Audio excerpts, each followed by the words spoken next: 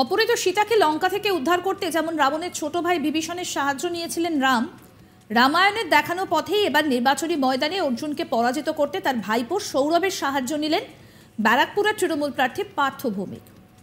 পশ্চিমবঙ্গের 42টি আসনের মধ্যে অন্যতম হাই প্রোফাইল কেন্দ্র ব্যারাকপুর। বিজেপি, তৃণমূল এবং সিপিএম মূলত ত্রিমুখী লড়াই হলেও নজর বিজেপির অর্জুন সিং এবং তৃণমূলের পার্থ ভৌমিকের দিকে। দুই প্রার্থী নির্বাচনী ময়দানে দাপিয়ে বেড়ালেও প্রথম মাস্টার স্ট্রোক তৃণমূলের।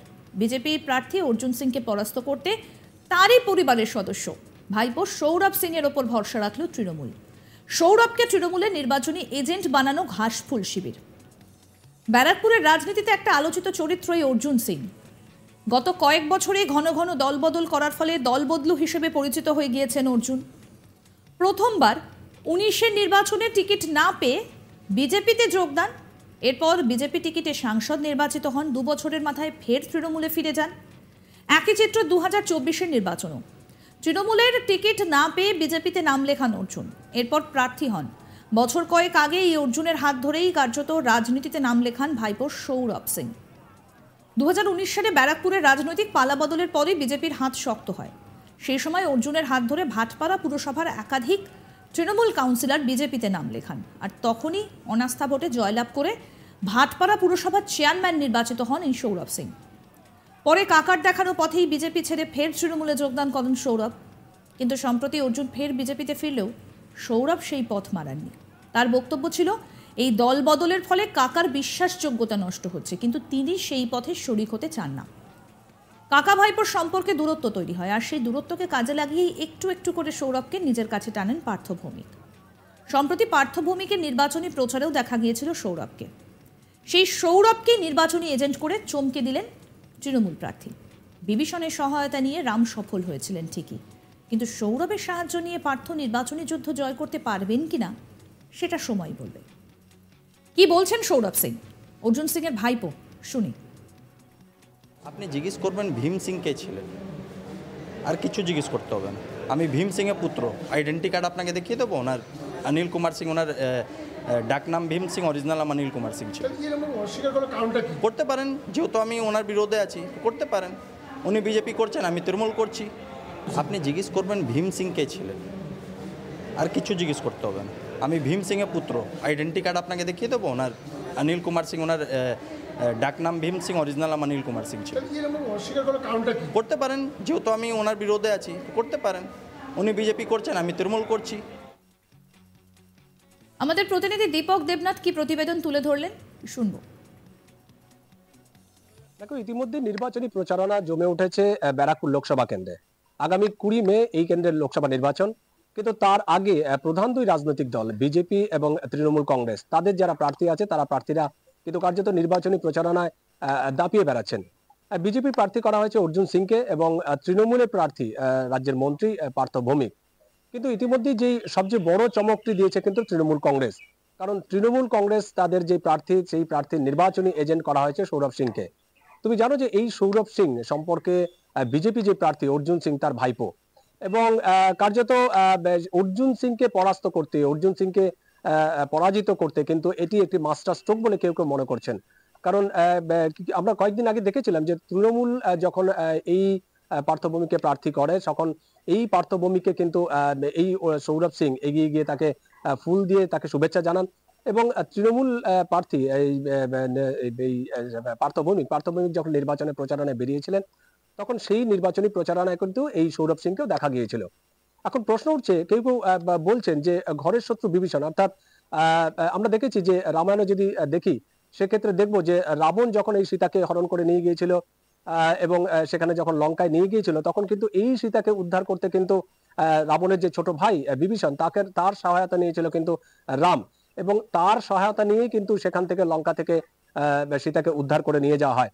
এবং ওই ঘটনার পরিপ্রেক্ষিতে কিন্তু রাবণের বক্তব্য ছিল যে ঘরের শত্রু বিভীষণ, অর্থাৎ বিভীষণ না থাকলে রাম কিন্তু এটিকে উদ্ধার করতে পারত না।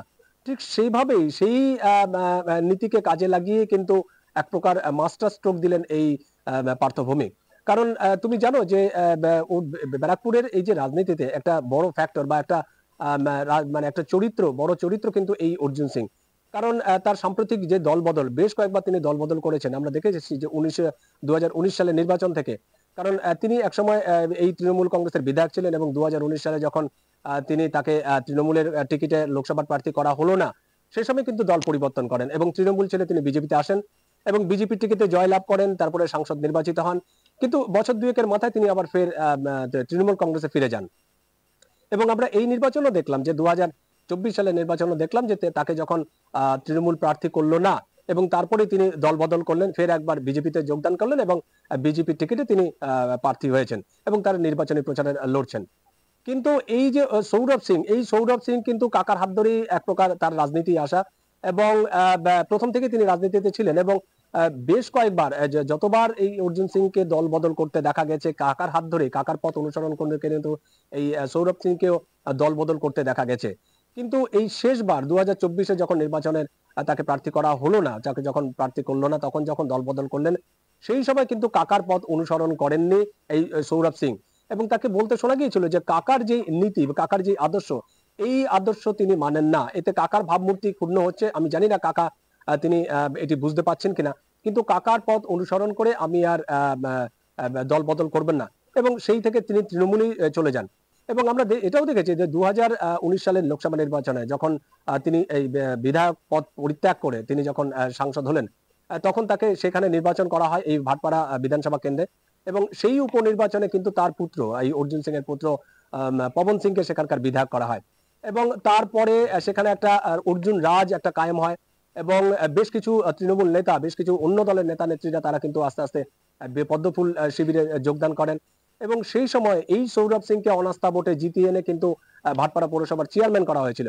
যদিও পরবর্তীতে যখন পৌরসভার নির্বাচন হয়, তিনি যখন প্রার্থী করেন, তখন কিন্তু প্রার্থী করা হয়েছিল কিন্তু তিনি তাতে রাজি হননি, মানে নির্বাচনে লড়তে রাজি হননি এবং সেই থেকে কিন্তু একটা দূরত্ব তৈরি হয় তৃণমূলের সঙ্গে এবং কাকার ভাইপোর একটা সম্পর্কে। এবং আমরা শেষবারও দেখলাম যে তিনি যখন 2024 সালে যখন নির্বাচনে প্রার্থী হলেন না বা প্রার্থী হতে পারলেন না, যখন তিনি ফের একবার বিজেপিতে যোগদান করলেন, কিন্তু সেই সময় কাকার পথ অনুসরণ করলেন না এবং এই সময় যখন কাকার থেকে একটু দূরত্ব আস্তে আস্তে বাড়তে থাকে, তখন কিন্তু তৃণমূল সেই সৌরভ সিংকে তাদের নিজেদের দলে টানার চেষ্টা করে এবং আমরা দেখলাম যে তৃণমূলের যে প্রার্থী পার্থভৌমিক যখন নির্বাচনী প্রচারণে বেরিয়েছেন, তার সঙ্গে কিন্তু এই সৌরভ সিংকে দেখা গিয়েছিল এবং সেই সৌরভ সিংকে নির্বাচনী এজেন্ট করে এক প্রকার মাস্টার স্ট্রোক দিলেন। আমরা যেটা বলছিলাম যে ঘরের শত্রু বিভীষণ, কেউ কেউ উল্লেখ করেছেন যে ঘরের শত্রু বিভীষণ, অর্থাৎ এই অর্জুন সিংকে হারাতে গিয়ে কিন্তু হারানোর যে লক্ষ্য তৃণমূলের যে প্রার্থী, সেই প্রচেষ্টা বা সেই যে তাদের যে ইচ্ছা, সেইটাকে সফল। আরো আপডেট পেতে দেখতে থাকুন আজ তাক বাংলার ইউটিউব চ্যানেল, সাবস্ক্রাইব করুন।